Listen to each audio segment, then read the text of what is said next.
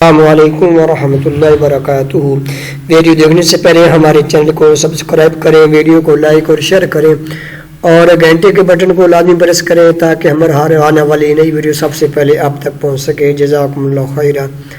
آج ہم آپ کو بہت ہی جامع دعا سکھانے والے ہیں جو غم اور پریشانی کے لیے ہے، اور اللہ کے نبی صلی اللہ علیہ وسلم یہ دعا کثرت کے ساتھ پڑھا کرتے تھے، اور اللہ کے نبی صلی اللہ علیہ وسلم یہ دعا کثرت کے ساتھ پڑھا کرتے تھے غم اور پریشانی کی حالت میں۔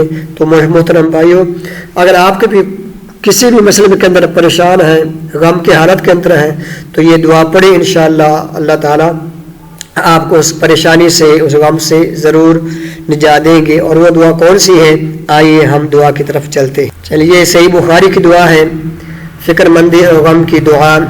اللہم انی اعوذ بک من الہم والحزن والعجز والکسل والجبن والبخل وضلع الدین وغلبۃ الرجال۔ اس کا ترجمہ ہے، اے اللہ میں پناہ مانگتا ہوں تیرے ذریعے سے ہر پریشانی اور غم سے، عاجز ہو جانے اور کاہلی سے، اور بزدلی اور بخل سے، قرض کے بوجھ سے، اور لوگوں کے تسلط سے۔